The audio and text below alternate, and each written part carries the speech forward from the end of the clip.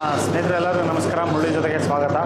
ಇವತ್ತು ಒಂದು ಕಲ್ಯಾಣ ಮಂಟಪದಲ್ಲಿ ಒಂದು 250ರಿಂದ ಒಂದು 300 ಜನಕ್ಕೆ ಒಂದು ಕ್ಯಾಬೇಜ್ ಪಲ್ಯ ಮಾಡ್ತಾಯಿದ್ದಾರೆ. ಎಲೆಕೋಸ್ ಪಲ್ಯ ಯಾವ ರೀತಿ ಮಾಡೋದು ಬನ್ನಿ ನೋಡೋಣ. ಪಲ್ಯ ಮಾಡ್ತಾಯಿದ್ದಾರೆ. ಕೋಸ್ ಪಲ್ಯ ಮಾಡೋದಕ್ಕೆ ಬಿಸಿ ನೀರು ಹಾಕ್ಕೊಂಡಿದ್ದಾರೆ. ಒಂದು 2 ಬಕೆಟು ಬಿಸಿ ನೀರು ಹಾಕ್ಕೊಂಡಿದ್ದಾರೆ. ಬಿಸಿನೀರು ಹಾಕ್ಕೊಂಡ್ಮೇಲೆ ಈಗ ಕೋಸ್ ಪಲ್ಯ ಸಣ್ಣಕ್ಕೆ, ತುಂಬ ಸಣ್ಣಕ್ಕೆ ನೋಡಿ ಈ ಥರ ಕಟ್ ಮಾಡಿದ್ದಾರೆ. ತುಂಬ ಸಣ್ಣಕ್ಕೆ ಕಟ್ ಮಾಡಿ ಈಗ ಇದನ್ನು ಬೇಕಿಡ್ತಾ ಇದ್ದಾರೆ.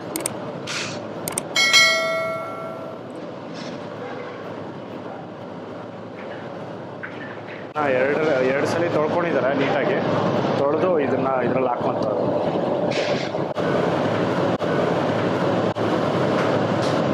ನೋಡಿ ಫುಲ್ ಕೋಸ್ ಹಾಕ್ಕೊಂಡಿದ್ದಾರೆ. ಏನಿಲ್ಲ ಅಂದರೂ ಒಂದು 6ರಿಂದ 7 kg ಅಷ್ಟು ಕೋಸಿದೆ.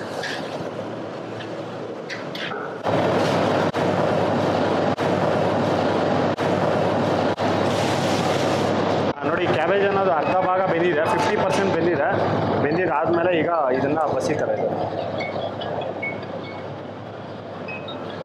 ನೋಡಿ ಈ ಥರ ಒಂದು ಪಾತ್ರೆಗೆ ಗೋಣಿ ಚೀಲ ಕಟ್ಬಿಟ್ಟು ನೋಡಿ ಈ ಥರ ಬಸಿಯಕ್ಕೆ ಇಟ್ಬಿಟ್ಟು ಫುಲ್ಲು ಬಿಸಿ ಇರುತ್ತಲ್ವ, ಅದಕ್ಕೆ ಈ ಥರ ನೋಡಿ ಕ್ಯಾಬೇಜ್ ಅನ್ನೋದು ಫುಲ್ಲು ಅರ್ಧ ಭಾಗ ಇದನ್ನು ಬೇಯಿಸ್ಕೊಂಡಿದ್ದಾರೆ. ಅರ್ಧ ಭಾಗ ಬೇಯಿಸ್ಕೊಂಡು ಇದನ್ನು ಬಸ್ಕೊಂಡಿದ್ದಾರೆ. ಈಗ ಒಗ್ಗರಣೆ ಹಾಕ್ಕೊತಾರೆ. ನೋಡಿ ಈಗ ಕೋಸ್ ಪಲ್ಯಗೆ ಒಗ್ಗರಣೆ ಹಾಕ್ಕೊತಾ ಇದ್ದಾರೆ. ಈಗ ಸ್ವಲ್ಪ ಎಣ್ಣೆ ಹಾಕ್ಕೊಂಡು ಪಲ್ಯಗೆ ಪ್ಲೇಟಲ್ಲೇ ರೆಡಿ ಮಾಡ್ಕೊತಾ ಇದ್ದಾರೆ. ಈರುಳ್ಳಿ ಸಣ್ಣದಾಗಿ ಹಚ್ಚಿರೋ ಈರುಳ್ಳಿ ಮತ್ತು ಸಾಸಿವೆ ಒಗ್ಗರಣೆ ಮತ್ತು ಕಡಲೆಬೇಳೆ. ನೋಡಿ ಕಡಲೆಬೇಳೆ ಮತ್ತು ಉದ್ದಿನಬೇಳೆ ಫ್ರೈ ಮಾಡ್ಕೊಂಡಿರೋವಂಥದ್ದು, ಎಣ್ಣೆಯಲ್ಲಿ ಫ್ರೈ ಮಾಡ್ಕೊಂಡಿರೋವಂಥದ್ದು, ಮತ್ತು ಹಸಿಮೆಣಸಿನ್ಕಾಯಿ ರುಬ್ಕೊಂಡು ಹಾಕ್ಕೊಂಡಿರೋವಂಥದ್ದು. ಇದನ್ನೆಲ್ಲನೂ ಈಗ ಈ ಎಣ್ಣೆ ಕಾದ್ಮೇಲೆ ಇದನ್ನು ಹಾಕ್ಕೊತಾರೆ. ನೋಡಿ ಈಗ ಅದು ಪ್ರತಿಯೊಂದು ಎಲ್ಲ ಇದರಲ್ಲಿ ಹಾಕ್ಕೊತಾ ಇದೆ. ಈರುಳ್ಳಿ, ಉದ್ದಿನಬೇಳೆ, ಕಡಲೆಬೇಳೆ ಮತ್ತು ಸಾಸಿವೆ ಒಗ್ಗರಣೆ, ಚಿಲ್ಲಿ ಪೇಸ್ಟ್ ಇಷ್ಟೂ ಇದರಲ್ಲಿ ಹಾಕ್ಕೊಂಡು ಈಗ ಫ್ರೈ ಮಾಡ್ತಾರೆ.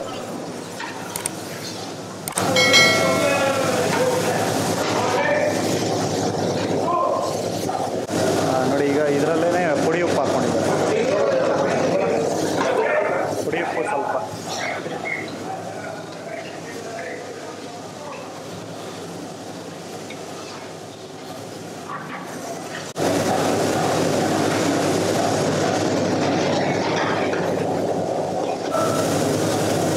ನೋಡಿ ಈರುಳ್ಳಿ ಅನ್ನೋದು ನೀಟಾಗಿ ಫ್ರೈ ಆಗಿದೆ.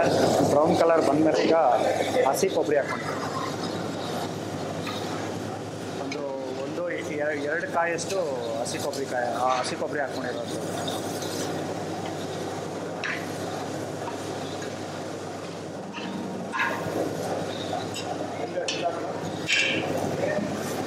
ಈಗ ನೋಡಿ ಆಗಿದೆ. ಜಸ್ಟ್ 1 ನಿಮಿಷ ಫ್ರೈ ಮಾಡಿಕೊಂಡ್ರು. ಕೊಬ್ಬರಿ ಹಾಕಿದ ನಂತರ ಈಗ ಅರ್ಧ ಭಾಗ ಬೇಯಿಸ್ಕೊಂಡಿದ್ರಲ್ಲ ಕ್ಯಾಬೇಜು, ಅದರಲ್ಲಿ ಹಾಕ್ಕೊಂಡು ಈಗ ಫ್ರೈ ಮಾಡ್ತಾರೆ.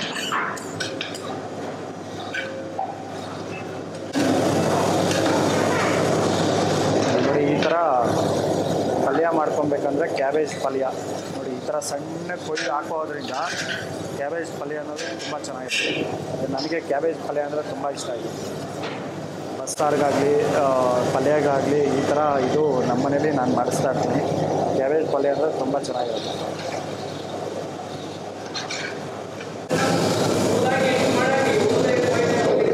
ಸ್ವಲ್ಪ ಉಪ್ಪು ಕಡಿಮೆ ಆಗಿದೆ. ಈಗ ಸ್ವಲ್ಪ ಉಪ್ಪು ಹಾಕ್ಕೊಂಡು ಈಗ ಮಿಕ್ಸ್ ಮಾಡ್ತಾರೆ.